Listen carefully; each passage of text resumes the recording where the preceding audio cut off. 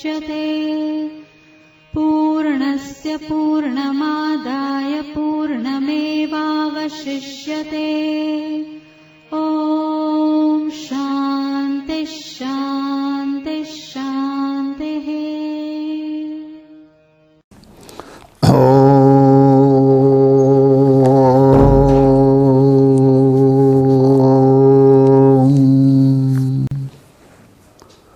सिन्दूरारुणविग्रहं त्रिनयनं माणिक्यमौलिस्फुरत् तारानायक शेखरां स्मितमुखी मापीनवक्षोरुहात्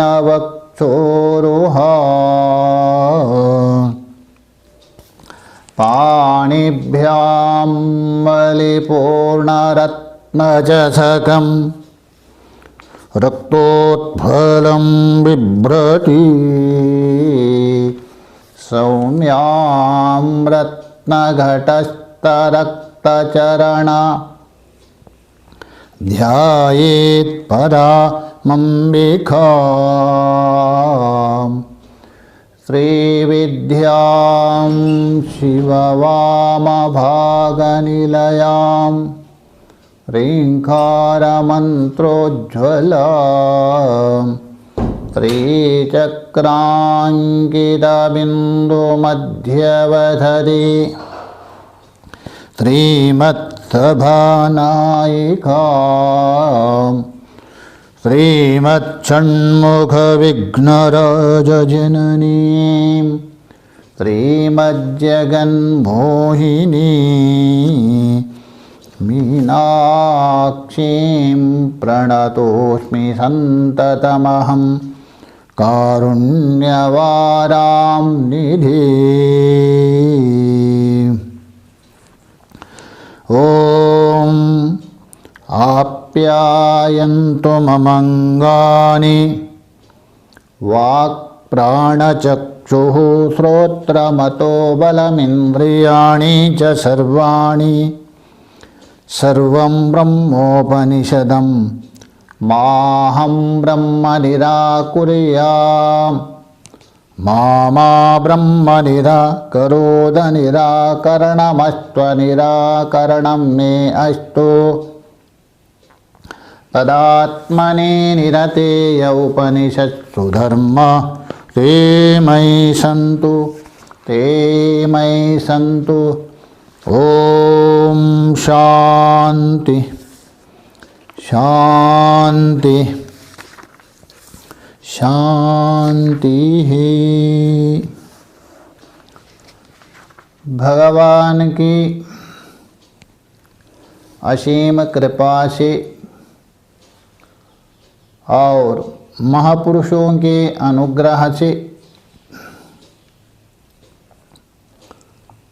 मानव जीवन का जो लक्ष्य है उसको जानने के लिए, उसको प्राप्त करने के लिए हम लोग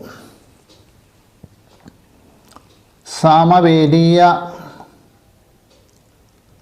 छांदोग्य उपनिषद के 6वें अध्याय को लेकर विचार कर रहे हैं। यहाँ जो विचार, यहाँ जो चिंतन श्रुति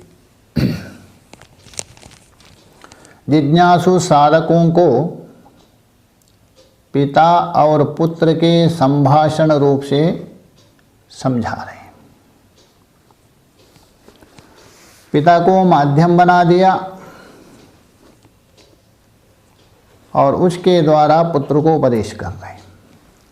जैसे गीता अर्जुन को माध्यम बना दिया और भगवान उपदेश कर रहे, वैसे ही यहाँ श्वेतकेतु को माध्यम बनाकर श्वेतकेतु को समझा रहे आरुणि। कौन? आरुणि स्वयं नहीं, आरुणि को माध्यम बनाकर, आरुणि को निमित्त बनाकर उनके द्वारा उपदेश करवा रहे श्रुति। इसलिए परकीय शैली है।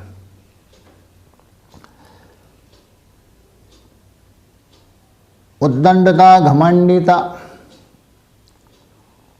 पिता का एक प्रश्न ने ही उसको शिथिल बना दिया। स्वयं पिता से प्रार्थना की उस आदेश को लेकर, उसी आदेश को प्रतिपादन करने के लिए तो क्रमबद्ध विस्तार पूर्वक पिताजी समझा रहे। पहले सत को बता दिया, उसके बाद तेजादि की उत्पत्ति बता दिया, उसके बाद त्रिवितकरण बता दिया। तो त्रिवितकरण बताने के बाद उस त्रिवितकरण को जो जान लिया था और जानने वाले के लिए फल भी बता दिया। उसके बाद इसी शरीर में कैसा 3 भाग में विभक्त होता है ये समझा दिया। देखिए शास्त्र है, साइंटिफिक दृष्टि से समझा रहे यहाँ, इतना ढंग से। किंतु ऐसा जो शास्त्र होने पर भी उसको हम अनुसंधान नहीं करते। परकीय शास्त्र में रुचि लगाते। देखिए अन्य शास्त्र है, अन्य धर्म के जो शास्त्र है आपके दुख निवृत्ति नहीं कर सकते, आत्यंतिक दुख निवृत्त नहीं कर सकते, तात्कालिक दे सकते हैं आपको। आत्यंतिक दुख निवृत्ति यदि संभव है, मैंने बहुत बार कहा दिया था, वो केवल वेद में आया हुआ जो वेदांत है उसके द्वारा, अन्य नहीं हो सकता। किंतु इसको उपेक्षा करते व्यक्ति, अरे आप समझने नहीं आ रहे अलग बात है, उपेक्षा मत करो, वेद है। पहले अपना के तो देख ले लो, नहीं करेंगे तो जब तक आप उसमें उतरेंगे नहीं, आप चिंतन नहीं करेंगे, तब तक आपको समझने नहीं आएगा। उसके बाद आप सोचने लगेंगे अरे यही ठीक है, मैं जो सोचा था ये दुराग्रह पूर्वक गलत है, आपको समझने आएगा। ये थोड़ी सी बुद्धि है, विचार है, तटस्थ होकर यदि विचार करेंगे।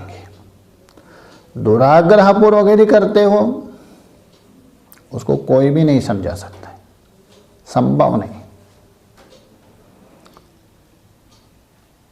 आप यदि ठीक से निष्पक्ष रूप से यदि विचार करें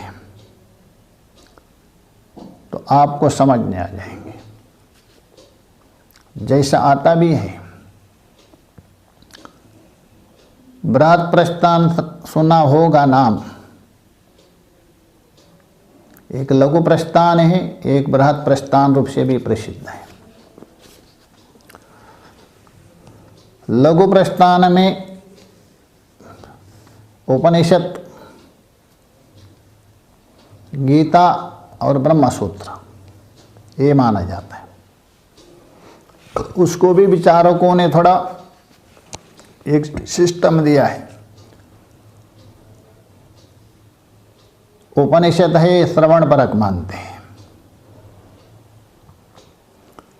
ब्रह्म सूत्र को मनन परक मानते हैं और गीता को निधिध्यासन परक ऐसा मानते हैं। तो इसलिए आप गीता का निधिध्यासन तभी कर सकते हैं, पहले उपनिषद को सुनना ही पड़ेगा, अन्यथा निधिध्यासन कैसा करेंगे श्रवण के बिना। तो ऐसा संज्ञा दिया है। तो ये 3 है, श्रौत, स्मार्त और दर्शन कहिए, न्याय कहिए, ये 3 प्रस्थान है। इसको लघु प्रस्थान कहते। अरे लघु क्यों कहा? वो अलग बात है।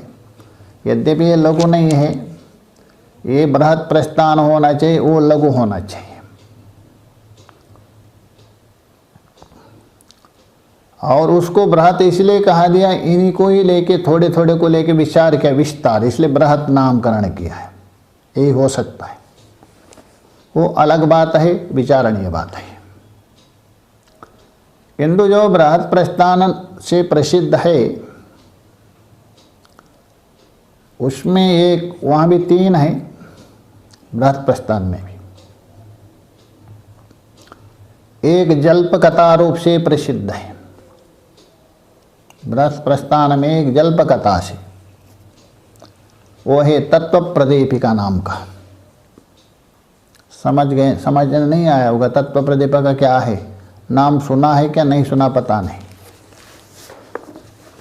अरे आप तो दूर बात है, जो वेदांत पढ़ते उनको भी शायद किसी किसी को पता नहीं तत्व प्रदीपक क्या है करके। तत्व प्रदीपक का दूसरा एक नाम चित्सुकी करके प्रचलित हो गए, चित्सुकी चित्सुकी चित्सुकी करके। कहाँ से पढ़ा भगवान ही जाने, नाम उसका चित्सुकी नहीं है, किंतु चित्सुकी खाने पर जल्दी समझ जाते हैं। वो चित्सुकी नाम नहीं है, ये चित्सुकी है आचार्य का नाम है, चित्सुकाचार्य नाम का। ये चित्सुकाचार्य ना आचार्य का नाम ग्रंथ में पड़ गया, चित्सुकी नाम से प्रसिद्ध हो गए। क्या पढ़ रहे? चित्सुकी पढ़ रहे। क्या पढ़ रहे? चित्सुकी पढ़ रहे। ये हो गया। वास्तव में वहाँ तत्व प्रदीपिका नाम है उसका, तत्व को प्रकाशित करने वाले। ये जो तत्व प्रदीपिका है प्रसिद्ध हो गया चित्सुकी से, ये बृहत प्रस्थान में जल्प कथा माना जाता है। महाराज जल्प कथा किसको कहते? पहले कथा ही नहीं समझ गए तो जल्प कथा और दूर बात है। कथा नहीं समझ रहे, लोक में बोलते हैं बहुत बड़ा कथाकार है। कथा का मतलब है कथन करना, किसी ना किसी का कथन करना।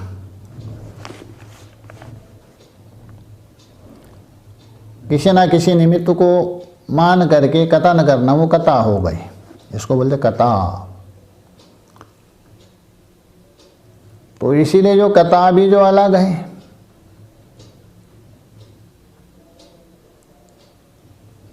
एक तो ऐसा रोचक वस्तु को लेकर आपने कथन किया। आजकल चलते हैं ना रोचक, इसमें रुचि उत्पन्न हो। बहुत लोग महाराज वेदांत में कोई रुचि नहीं आता है। अरे रुचि क्या है? तो रुचि उत्पन्न करने वाली जो कथा है वो रोचक कथा माना जाता है। जैसा राजा रानी ये सब जो आता है वर्णन, ऐसा ये पुराण है, वो रोचक कथा है। पुराण सुनने के लिए अच्छा लगता है। और एक भय को निमित्त बना करके जो आप कथन करते हैं, प्रतिपादन करते, वो भयानक कथा माना जाता है। जैसा भूतों की, वेतालों की वो जो कहानी सुनाते हैं, उससे भय होता है आपको। तो इसलिए वो भय उत्पन्न करने वाली कथा। और एक अपने को लेकर, मैं कौन हूँ, मेरा अस्तित्व क्या है, परमात्मा क्या है, क्या परमात्मा से मैं भिन्न हूँ अभिन्न हूँ, तो आत्मा को लेके विचार किया जाता है, कथन किया, वो आत्मकथा है। यही कथा है और कोई कथा नहीं। हाँ, वास्तव में जो कथा उसको ही माना जाता है, जो सारी व्यथा को नष्ट करे, वही कथा है। बाकी सब कथा नहीं है, वो आपको व्यथा को बढ़ाने वाली। तो उसमें जो एक है जल्प कथा, जल्प का मतलब है अपना सिद्धांत, उसको प्रतिपादन करना किसी ना किसी प्रकार से, दूसरे को खंडन करते हुए परपक्ष खंडनापूर्वक, दूसरे का खंडन करते हुए अपने जो सिद्धांत को प्रतिपादन करना, अपना सिद्धांत को बताना, उसको कहते जल्प कथा। इसको ये मानते हैं तत्व प्रदीपिका चित्सुकी है। और उसमें दूसरी जो कथा है तत्व बुभुक्षु कथा, तत्वबोध करने के लिए, तत्व को प्रतिपादन करना, उसके लिए जो कथा करते हैं वो उसको कहते हैं तत्व बुभुक्षु कथा का। यहाँ प्रश्न हो सकता है क्या जल्प कथा में तत्वबोध नहीं है क्या? वहाँ भी है, ऐसा नहीं, वहाँ भी है, किंतु वहाँ परपक्ष खंडन पूर्वक अपना पक्ष को निरूपण करना तत्वबोध है। और तत्व बुभुक्षु कथा है, ये वाद कथा कहते हैं, वाद कथा। वाद का मतलब सिद्धांति पूर्व पक्षी अथवा गुरु शिष्य का संभाषण पूर्वक तत्व को प्रतिपादन करना। खंडन इसमें भी है, ऐसा नहीं, किंतु खंडन प्रधान नहीं है, तत्वबोध प्रधान है, प्रधानत्व को लेके व्यवहार होता है। जल्प कथा में तत्वबोध वहाँ भी है, किंतु खंडन भी प्रधान है, निराकरण करना भी प्रधान है। ये दोनों में वाद और जल्प में अंतर है। ये जो अद्वैत सिद्धि है उसको वाद कथा मानते हैं विचारक। मधुसूदन सरस्वती के द्वारा जो बना है अद्वैत सिद्धि। तीसरी एक है वितंड, वितंड मानते, वितंड कथा। वितंड का मतलब ये है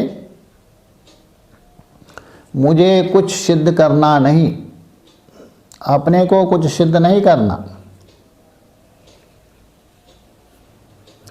जो आपने सिद्ध किया है उसको खंडन करना, जो आप बताने जा रहे हैं उसको निराकरण करना। स्वपक्ष रहितत्वे सति परपक्ष खंडनम। देखिए पहले वाली है जल्प कथा, परपक्ष खंडना पूर्वक स्वपक्ष का मंडन करना, पुष्ट करना, ये है। और वितंड कथा में स्वपक्ष नहीं रहता, स्वपक्ष रहितत्वे सति, अपना पक्ष नहीं बताना, वहाँ परपक्ष खंडन मात्र है। ये है जल्प कथा, ये उसको बोलते हैं वितंड। जैसा खंडन खंड खाद्य है, तो चित्सु की तत्व प्रदीपिका हो गई जल्प कथा, अद्वैत सिद्धि है वाद कथा, मधुसूदन सरस्वती कृत, खंडन खंड का अध्याय वितंड है श्रीहर्ष के द्वारा।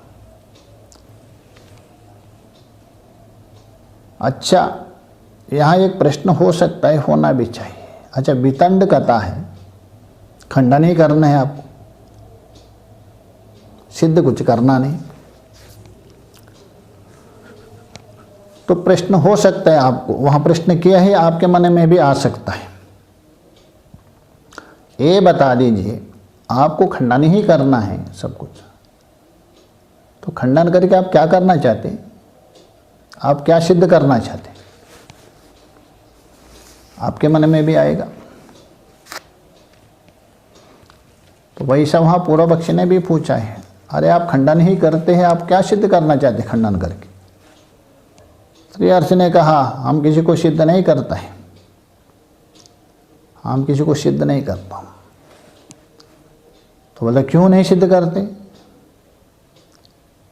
आपके मत में ब्रह्मा है, आत्मा मानते हैं, ब्रह्मा मानते हैं, तो वो सिद्ध नहीं करते।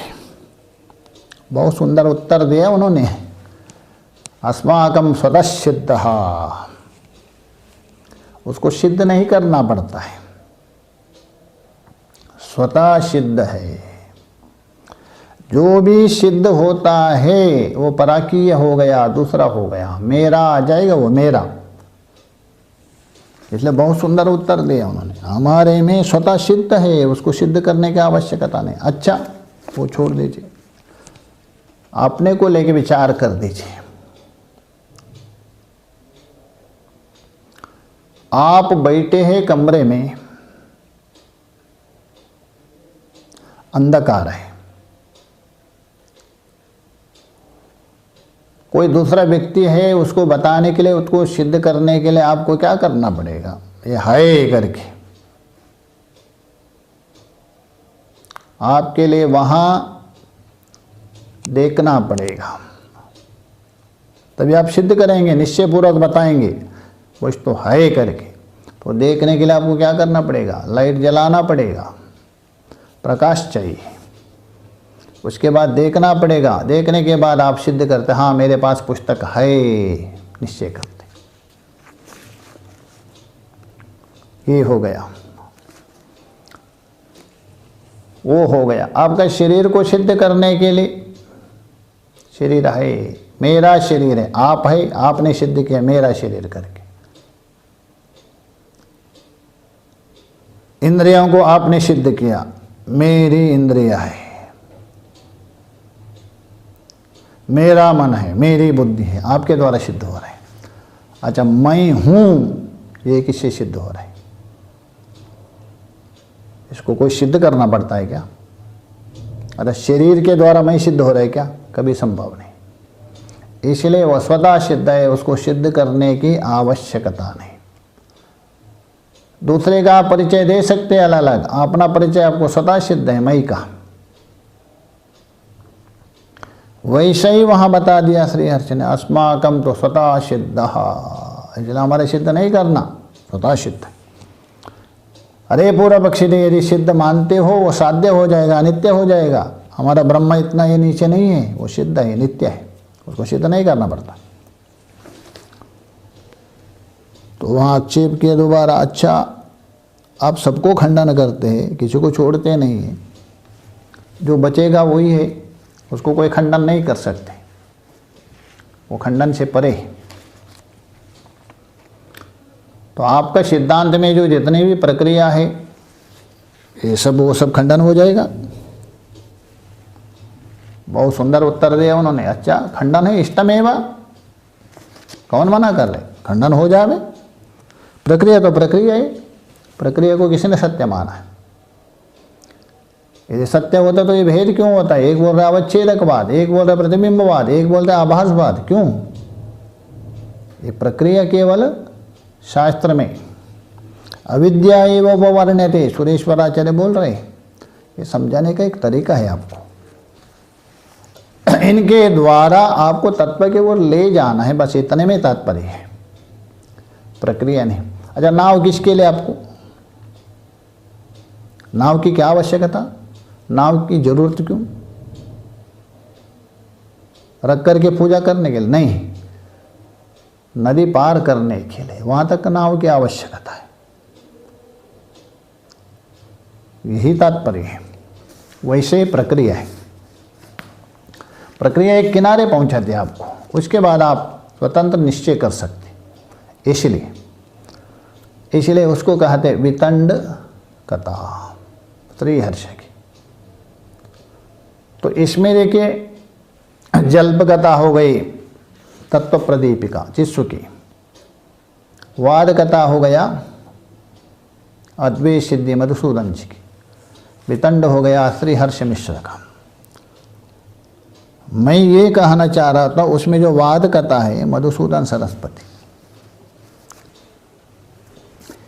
ये जो पहले गौड़िया संप्रदाय के थे, अचिंत्य भेदा भेद मानते हो,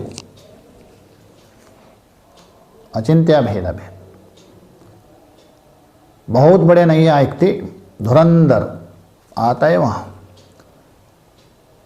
यहाँ से वापस गए थे नवद्वीप में, चकम्पे गदाधरा, गदाधर का नाम बहुत प्रसिद्ध, न्याय में सम्मान पूर्वक लिया जाता है।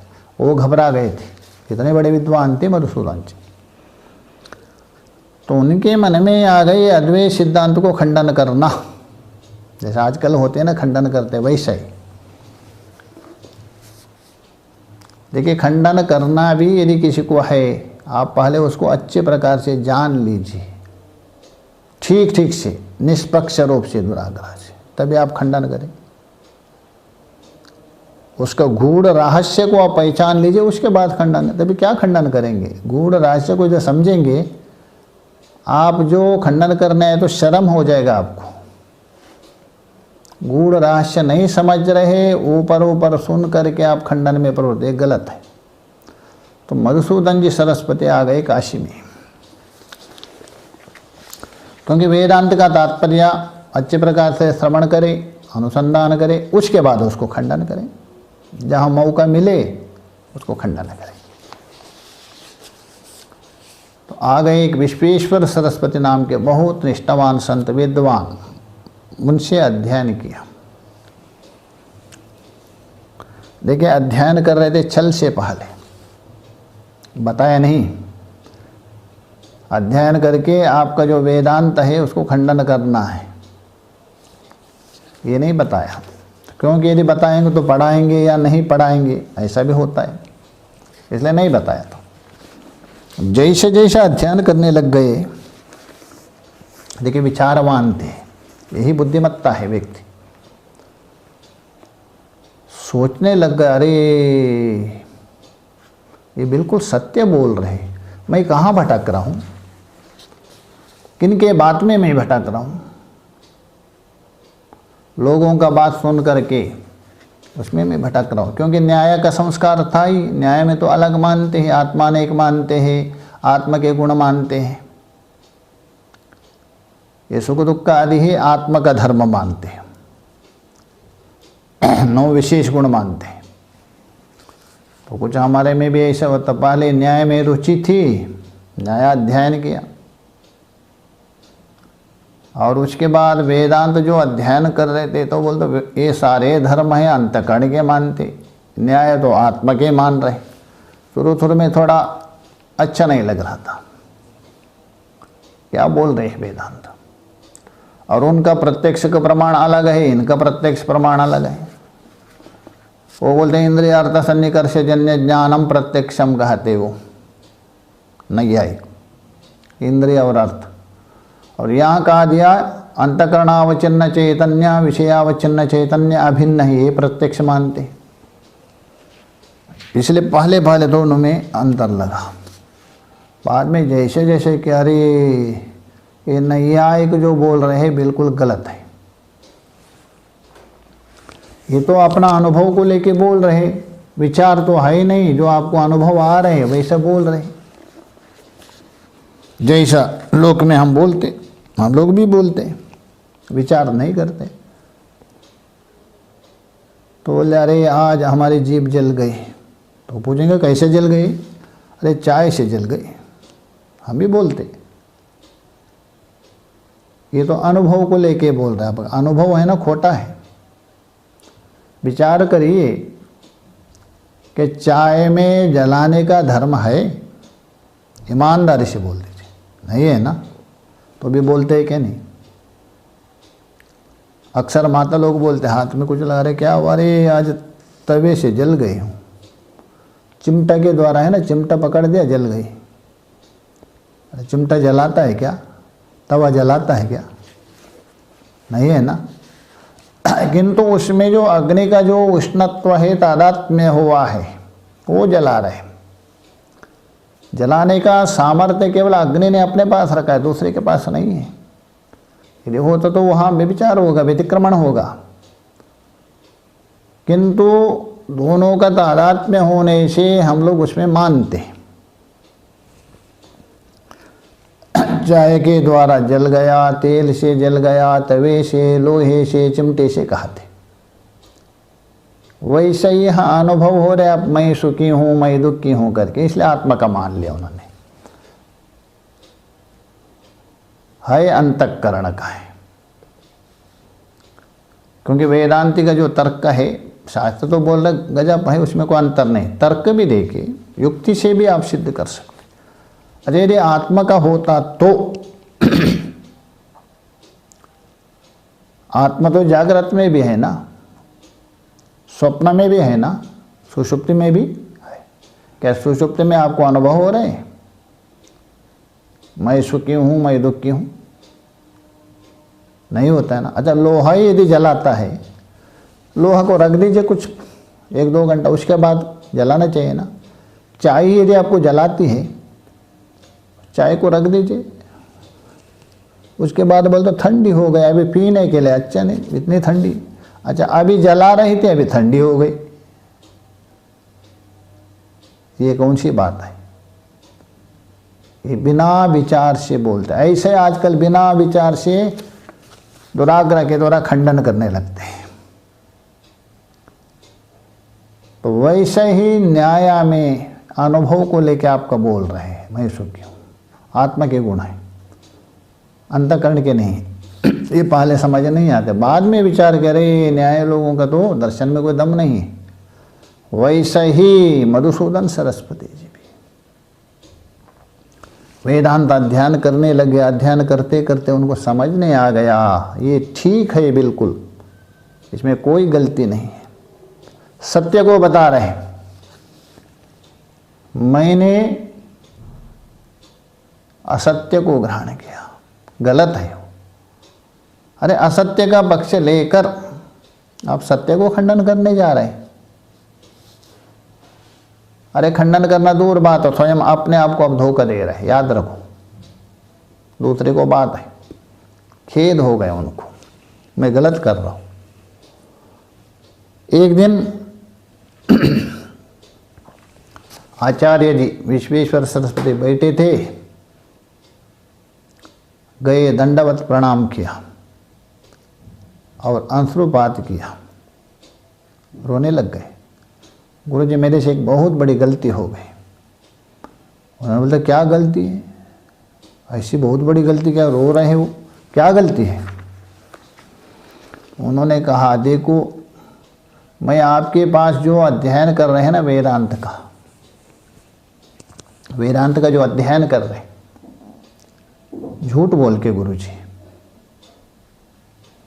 मेरा मकसद था वेदांत अध्ययन करके वेदांत को खंडन करने में ही मेरा तात्पर्य था। उस दृष्टि से मैंने झूठ बोल दिया, आपको बताया नहीं मैं पढ़ने के क्या उद्देश्य है, इसलिए मेरे से गलती हो गई। महापुरुष है। उन्होंने कहा देखो बेटा, एक खंडन मंडन चलते रहता है। अग्नि को यदि आप कितना भी करें, खंडन करें, अग्नि जलाती नहीं है, अग्नि में उष्णत्व नहीं है, कितना भी बोल दीजिए, तर्क दीजिए, कोई आपत्ति नहीं है, अग्नि अपना काम करते रहेगी। वैसे ही अद्वैत को आप कितना भी खंडन करें, सनातन को जितना भी खंडन करते रहिए, वो सनातन सनातन ही रहेगा, उसको कोई खंडन नहीं कर सकते। यदि कोई कहे मैं सूर्य को गंदा करूँगा, थूक करेंगे, थूक लीजिए सूर्य के ऊपर, खूब थूक लीजिए, गंदा करूँगा, वो सूर्य का कुछ बिगड़ेगा नहीं, कभी ना कभी उड़ करके आपके मुख में ही गिर जाएगा। तो उन्होंने कहा ये तो चलता है, शब्द का खेल है, सत्य तो सत्य है, वो सब लोगों को स्वीकार करना पड़ेगा, इसलिए कम से कम तो स्वीकार तो किया ना, अच्छी बात है, इसलिए कोई चिंता नहीं। उन्होंने कहा नहीं गुरुजी, क्योंकि मैंने पहले सत्य नहीं बताया था, गुरुजी के सामने कोई छुपाना नहीं चाहिए, ऐसा आया है शास्त्र में। गुरु वैद्य, उसके साथ कभी नहीं छुपाना चाहिए। डॉक्टर के पास गए, वैद्य के पास गए, रोग को कभी छुपाना नहीं चाहिए, क्योंकि यदि आप रोग यदि छुपा दिया, वो आपको हानि, डॉक्टर को कुछ बिगड़ेगा नहीं। वैसे ही गुरु जी के पास जाके कुछ छुपाना नहीं चाहिए, जो है बताना पड़ेगा। यदि गलती भी हो गया बता दीजिए, थोड़ा फटकार देंगे, डांट देंगे, आज बाद में मार गया, ऐसा नहीं करना, आगे हो गया, आगे नहीं करना। इतना अंतर है, याद रखिए। आप अपने माता पिता उनसे सब कुछ बता सकते, गलती भी यदि हो गए उनसे बता सकते, गुरु से बता सकते, मित्र से नहीं, कभी नहीं। क्योंकि मित्र से जो खाने योग्य वो कहिए, कुछ नहीं खाना चाहिए। नीति शास्त्र पढ़ के देखे, वहाँ स्पष्ट बता दिया है। शत्रु से कभी विश्वास मत करो, मित्र से भी विश्वास करो, इतना ही, अत्यधिक विश्वास मत करो। अपना गोपनीय कोई ऐसी चीज़ उससे मत बताओ, क्योंकि आज मित्र है पता नहीं कल शत्रु हो गए तो आपका भांडा फोड़ कर सकते हैं। एक प्रत्यक्ष घटना है, ऋषिकेश में घटी है हमारे। दो महात्मा थे, इतने मित्रता, दोनों घनिष्ठ थे। तो एक महात्मा आए थे बंगाल से, बहुत पढ़े लिखे अच्छे थे, बहुत बड़े पढ़े लिखे थे, प्रोफेसर थे। होता ही पहले किसी लड़की से उनसे प्रेम हो गया था। प्रेम हुआ था, उसके जो पत्र आते जाते थे ना आपस में, पहले फोन नहीं था ना, पत्र रखे थे उन्होंने। थोड़ी गलती की उन्होंने, महात्मा बनने के बाद उसको रखना नहीं चाहिए था। आप यदि महात्मा बन गए त्याग दे दो, किंतु रखे थे, किस कारण से पता नहीं, वो जाने। होता है ना एक थोड़ा मन में लगाव रहता है कुछ, महात्मा बनने के बाद भी, वो पूर्ण महात्मा नहीं, थोड़ा लगाव रहता है, इसलिए रखा होगा। तो उन्होंने अपने मित्र से बता दिया। वो मित्र ने सब, मित्र भी ले गया उसको, वो भी उन्होंने फोटोकॉपी करके रखा था। बाद में दोनों में खटपट हो गया, तो उन्होंने सारा वो पत्र सबको दिखा दिया फोटोकॉपी करके। कहाँ गई मित्रता?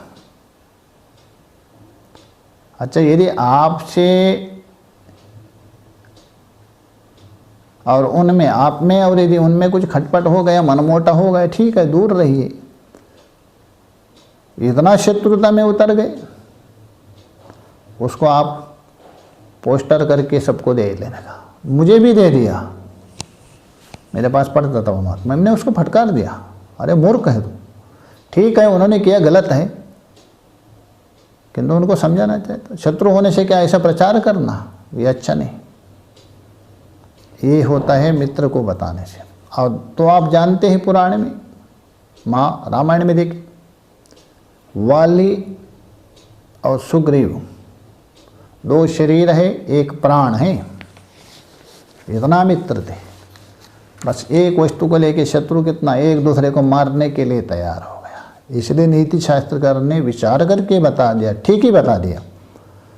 शत्रु को कभी नहीं बताना, मित्र को कुछ ऐसी चीज बताओ, मित्र से छुपाना नहीं, किंतु कुछ है विशेष, उसको आप नहीं बता सकते। किंतु माता पिता और गुरु से कुछ भी नहीं छुपाना। कोई भी गलती हो, कितनी बड़ी भी, वो क्या करेंगे, आपको डांटेंगे, फटकारेंगे, किंतु दूसरे को नहीं बताएंगे, प्रचार नहीं करेंगे, आपको दंड भी देंगे, कहें समझाएंगे। जैसा मित्र क्या करेंगे, यदि शत्रु होने पर अनाउंस करेंगे, माइक लगा के करेंगे शत्रु। यदि गुरु से आप रुष्ट भी हो गए, गुरु के पास नहीं गए, कभी वो गुरु यदि है आपका ये नहीं करेंगे। यही अंतर है। इसलिए कहा दिया है शास्त्र में,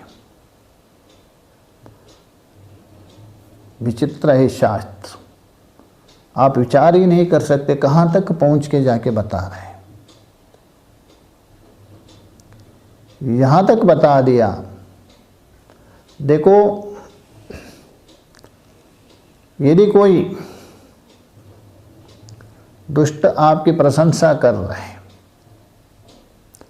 उस दुष्ट की मित्रता के अपेक्षा विद्वान की शत्रुता ही ठीक है। भले विद्वान शत्रु है विद्वान, वो शत्रुता ही ठीक है आपको, और दुष्ट की मित्रता आपको अनर्थ करेगी। इसलिए कहा दिया, मूर्ख की जो मीठी बातों की अपेक्षा विद्वानों का लात ही ठीक है। भले वो आपको लात मार रहे हैं, लात मारना मतलब ये नहीं लेना उपेक्षा कर रहे हैं, किंतु उनके साथ रहना ठीक है। मूर्ख आपको मीठी मीठी बोल करके फुसला रहे, नहीं। जैसे वहां दृष्टांत दिया है, यदि कोई गंदगी वाला है, गोबर वाला गंदगी ले जा रहे, उसकी मित्रता किया, उसके संग करने से क्या, उसका तो दुर्गुण आपके पास आ ही जाएगा, आ ही जाएगा। जैसे कोई मांस है, गंदगी चीज खाता है, अमेध्य पदार्थ, आप नहीं खा रहे, किंतु उनके साथ रहने से कुछ ना कुछ उनका संस्कार आपके अंदर आएगा, गंदगी का। मित्र है ना, मित्रता होने से। और यदि कोई चंदन वाला चंदन ले जा रहे, उससे 2 हाथ आपने मुक्का मुक्की कर दिया, मुक्का मुक्की का मतलब नहीं, थोड़ा मान दीजिए, ऐसा हो गया, उससे आपका हानि नहीं होगा, कुछ ना कुछ चंदन का सुगंध आपके पास आ जाएगा। भले आप शत्रु है, उससे 2 हाथ किया, किंतु आ गए सुगंध है ना। वैसा ही वहाँ जो मूर्ख की मित्रता के अपेक्षा विद्वान शत्रु भी हो तो उनके पास उचित है, ये माना जाता है। तो इसलिए आचार्य ने समझा दिया, देखो ऐसी बात नहीं है, ये चलता है खंडन मंडन, अद्वैत तो अद्वैत है, उसको कोई खंडन नहीं कर सकता है। किंतु इनके अंदर खिन्नता आ गई थी मधुसूदन जी ने, मैंने गलती किया, देखिए यही पश्चाताप उनको महान बना दिया। वेदांत में यदि शंकराचार्य के समान यदि और नीचे कोई यदि हो गए, मधुसूदन जी का नाम में गौरवपूर्वक बोला जाता है, कारण यही है, पश्चाताप हो गया। उन्होंने कहा गुरु जी ये नहीं चलेगा, आप बता रहे आपका हृदय विशाल है, उदार हृदय वाले, किंतु मैंने तो गलती की है ना, इसलिए कोई ना कोई प्रायश्चित बता दीजिए।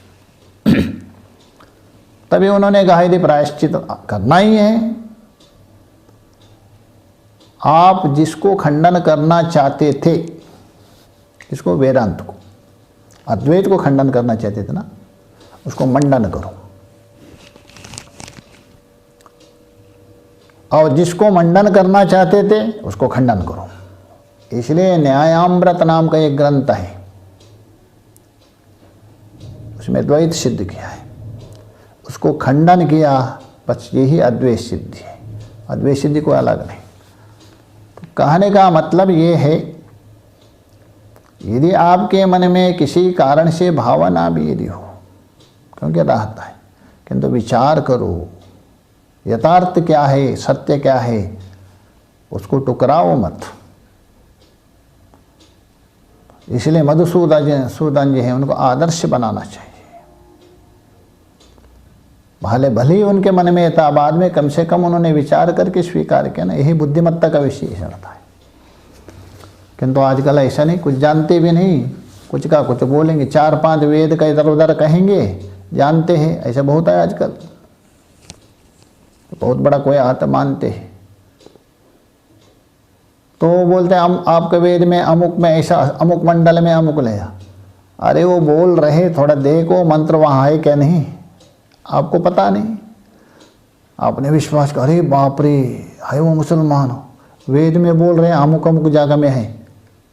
अरे वहाँ देखने पर कुछ है ही नहीं, वहाँ मंत्र नहीं है, वो उस मंडल में मंत्र है ही नहीं, वो जो बोल रहे, क्यों आप देख रहे नहीं। एक घटी हुई घटना सुना रहा हूँ। काशी में हम जो रहते थे, वहाँ एक ऊपर संत रहते थे, अच्छे महात्मा हैं, प्रज्ञानंद जी बोल के। ठंडी में हम लोग भी कभी जाते थे धूप में बैठने के लिए, और भी बहुत महात्मा थे। और नीचे एक छत है, उससे भी थोड़ा, वहाँ कुछ गृहस्थी भी आते थे धूप में, उसमें छोटी एक लड़की थी, तो बोलते स्वामी जी प्रणाम करते थे। तो एक महात्मा ने पूछा इसका क्या नाम है, तो महात्मा ने कहा दिया वो जो प्रज्ञानंद जी, उसका नाम अमुक है। उन्होंने कहा उसका नाम है सविता है। तो दूसरे महात्मा ने पूछा स्वामी जी आपको कैसा नाम है, आपको कैसा पता है नाम है? उन्होंने कहा मैंने कहा दिया सविता है।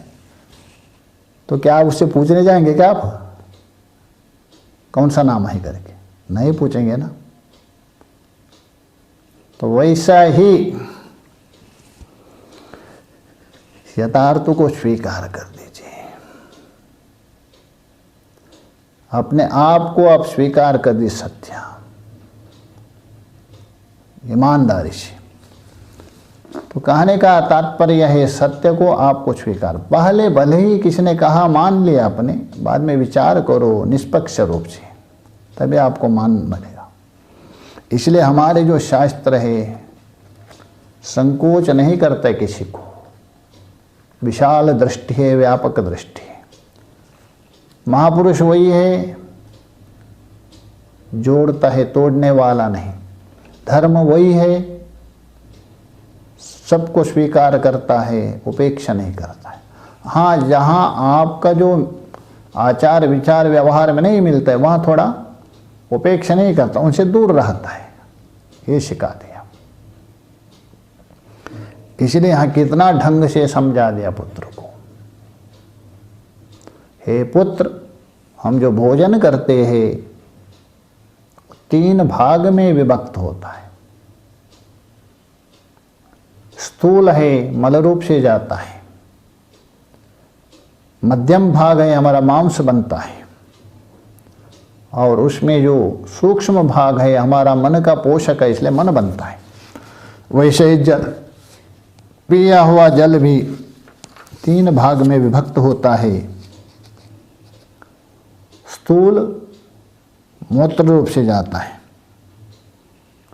मध्यम रक्त बनता है, सूक्ष्म है हमारा प्राण का पोषक है, जल को प्राण का वस्त्र भी माना है। वैसे ही तेज देखिए, हाँ तेज में थोड़ा विशेष है, नष्ट नहीं होता तेज का अंश। जो स्थूल अंश है उससे हड्डी हमारी मजबूत होती है, और उसका मध्यम भाग है हड्डी के अंदर जो मज्जा है, चिकनापन कहते हैं। जैसे कहते हैं ना अरे घुटना दर्द हो रहा है, क्यों? उसके अंदर ग्रीस है, चिकनापन समाप्त हो गया, मज्जा। और सूक्ष्म है हमारी वाक बन जाती है। तो इस प्रकार तेज, अन्न और जल, ये तीनों अंदर कैसे त्रिविधकरण होता है ये बता दिया। आगे जो बता रहे, जो पीछे बताया था, जो अन्न है उसका ही विकार है, मन है, जल का प्राण है, उसको समझा रहे हैं आगे के मंत्र में। अन्नमयम ही सौम्यामना आपोमयम प्राणा तेजोमयी वागिति भोजयेवा मां भगवान विज्ञापयुतु इति तथा सौम्येति होवाच।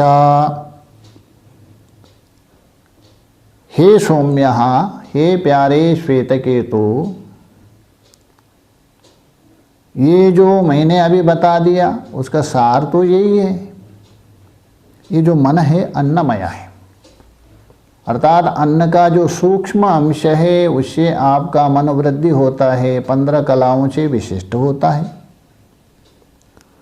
और आपोमय प्राणः, और प्राण जलमय है, क्योंकि जल है आपका प्राण टिकेगा, जल यदि नहीं तो प्राण नहीं टिकेगा, उड़ जाएगा। और वाणी है ये तेजोमय है, ये इसका सार है।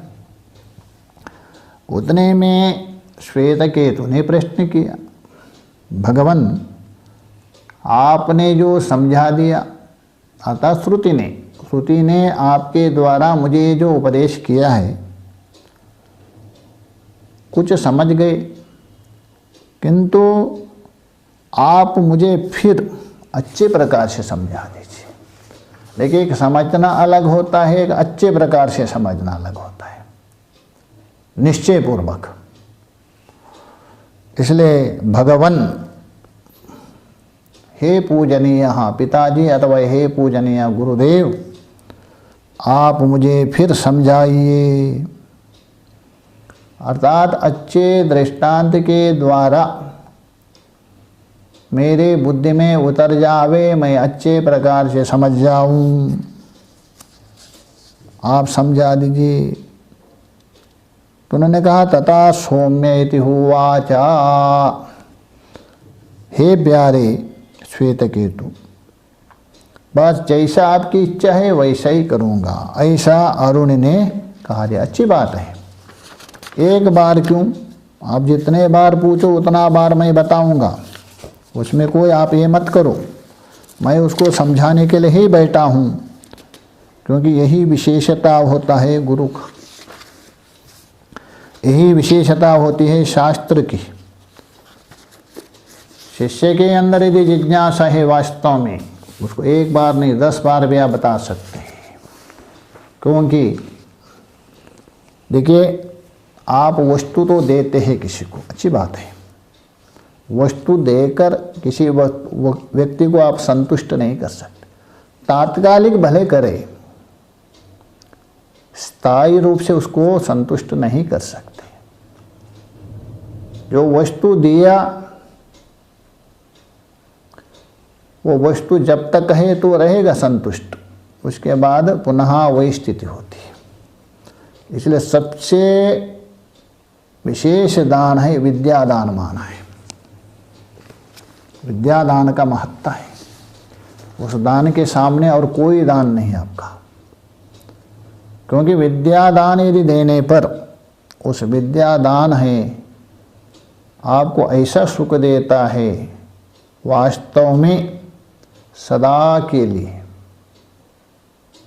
ये विद्यादान का महत्व है। अतः यदि कोई जिज्ञासु है,